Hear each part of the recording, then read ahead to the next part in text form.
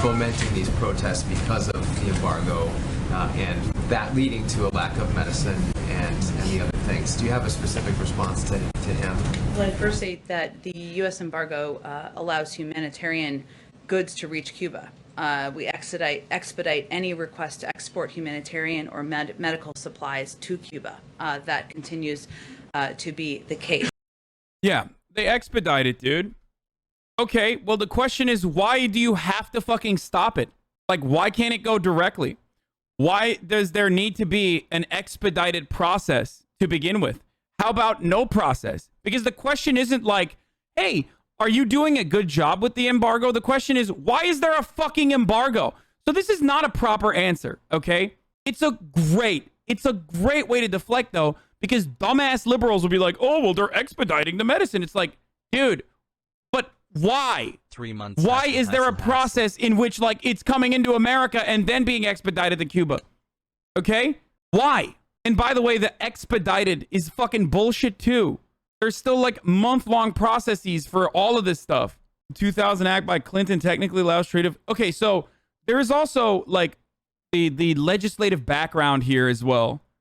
As far as, like, oh, well, why is it so hard to dismantle? Like, some of the components require congressional approval and shit like that. It's like, it doesn't matter. We're talking about the ethics and the morality of having an embargo to begin with. For the record, this is an embargo that the entire fucking planet has voted to lift, okay?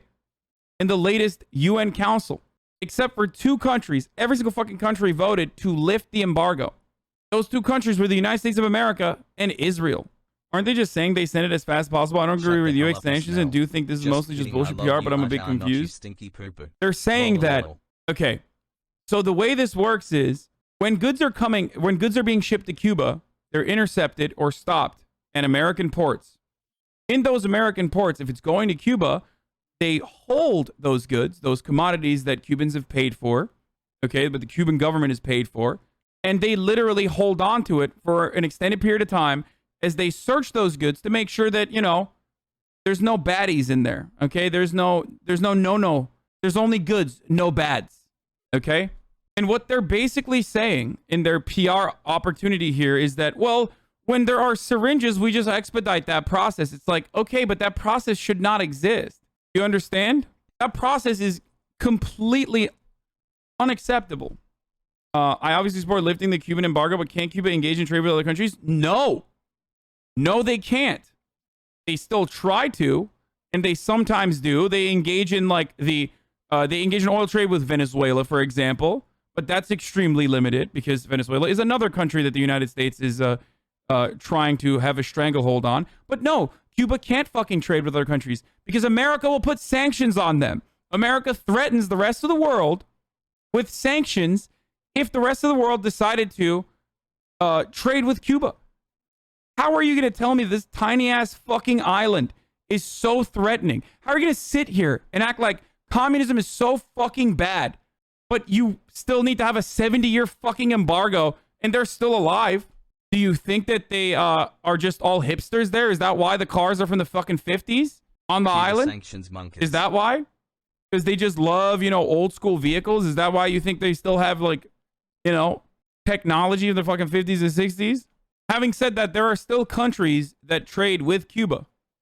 But again, that's like under close watch of the United States. But hey, maybe they'll expedite that. So, they were extremely dangerous to the U.S. during the Cuban Missile Crisis. Yeah, fucking keep murdering them for generations then, dude. Fuck it. I don't even think they deserve food then. And guess what? They were extremely dangerous to the U.S. during the Cuban Missile Crisis. How about the U.S. was extremely dangerous to them during the Cuban Missile Crisis, motherfucker? Go read a goddamn book. The only reason why there was a fucking missile there to begin with was because they put missiles in Turkey, idiot. America, under NATO, put missile bases in Turkey that were pointed towards the USSR. So what the fuck are you talking about? They were, as always, or rather, we were, the United States of America, as always, at the forefront. We're the one that delivered the first blow. No, totally, dude. Trying to murder a leader, a foreign leader, over and over again for like 60 fucking years, dude. And having this like crippling embargo for 70. Totally normal, totally justifiable for this tiny island. Just let them fail, dude. Let them fail. Let them engage in global trade and let them fucking fail. If they're going to fail, they're going to fail. If socialism is so bad, let the Cuban people have autonomy, okay? Let the Cuban government have autonomy. So anyone who looks at all of this, anyone who hears me speak like this and still tries to justify this process is delusional. And this is the reason why when I see people protesting on the streets, when they say, we want fucking vaccines, we want to be able to live our lives, we want food, we don't want inflation.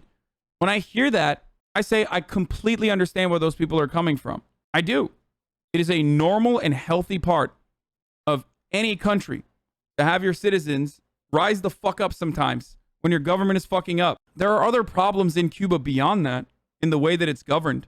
But again, most of that is to counter the oppressive American imperialist methods of trying to control and spark uprisings within Cuba. They wouldn't have to do any of that if people were so fucking pissed off that they're just going to, like, you know, rise up on their own. Let them fail equals Cubans starve and die.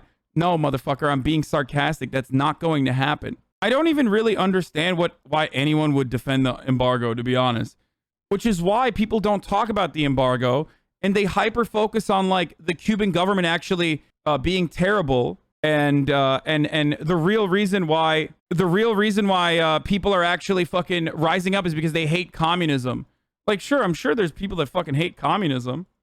Okay, certainly. But that's not the reason why people are fucking rising up, dude. But there's a specific reason as to why we are having a conversation not about like the insane elephant in the fucking room in the form of a fat embargo and sanctions and threats, or even like the only kind of aid allowed is to is offered to non-government organizations, i.e. like, you know, CIA approved orgs that are there to, I guess, disrupt Cuban operations and like topple communism. And this isn't even like a conspiracy theory. They try and fail regularly in Cuba to topple the administration, as America has done time and time again in Latin American countries. If you're unfamiliar with the history of American involvement in Latin American countries, read up on it. There is a perfect world out there in which authoritarianism should not exist in regular forming of a social democratic government. Okay, but unfortunately, there are a million different fucking examples in Latin American countries where such a thing occurs, and then, oops, paramilitary death squads and a coup d'etat. Okay? Oh, man, how did that happen? What? That's crazy. Fuck, dude.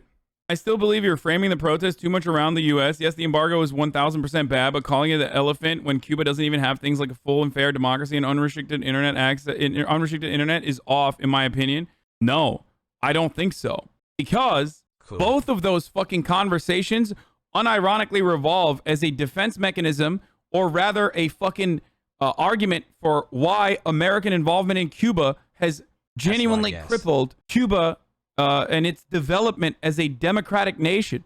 Because the reason why there's so much restriction, which is completely fucking unacceptable, unacceptable, is because they don't want this to happen, dude. That's it. Okay. You're going to tell me that, like, these dudes have been trying to murder the fucking government for like the heads of government for like 60 years, multiple attempts on assassinations and shit like that. You're gonna tell me that it's like insignificant, dude? Half the chat wanted like literally a military takeover when they saw January 6th. Imagine, like, just can you imagine for a brief moment, like, people want to fucking nuke Russia because they bought Facebook ads? Okay. Could you imagine if there was like a country that was routinely trying to execute our head of state? Okay. Constantly try a much larger and much more powerful country that's like right up our fucking asshole, constantly trying to execute our head of state, constantly trying to fucking funnel funds into, psychotic like neo-Nazi groups to grow that, to make a robust neo-Nazi fascist movement in America, to have like a fascist takeover. Okay, of the country over and over again. They do this, and they try to do it successfully. A country that then tries to fucking invade us.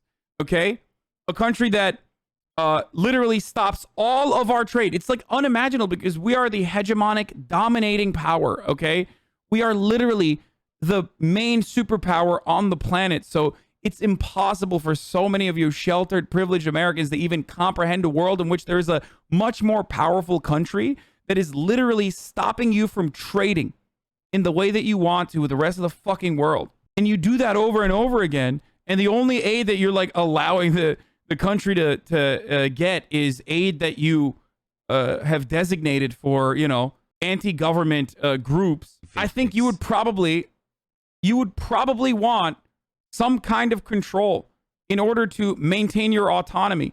Okay? That's where this comes from. And it's still fucking unacceptable. I get it. And for the record, this is precisely why I always say, if the embargo is not contributing to horrible conditions in Cuba, then why hasn't it stopped? Like, what reason really rocks. What reason could there be to continue this 70-year fucking lock restricting trade in Cuba? Because if socialism is so bad, then, you know, they'll fail on their own, you know? You don't have to tilt the scales.